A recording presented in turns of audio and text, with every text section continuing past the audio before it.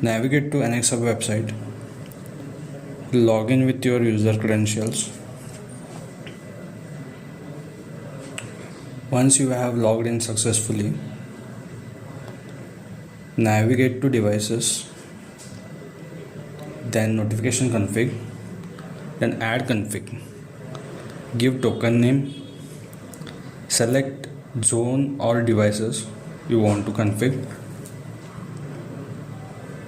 then save the changes. Once this changes saved successfully,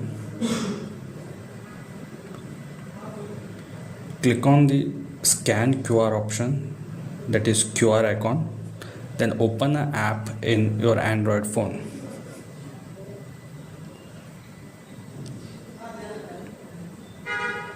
Click on a pair device with AnexHub, give the permissions, scan the QR. Here you have successfully synced your device with AnexHub. So you will receive the notification from AnexHub. In order to refresh, swipe down.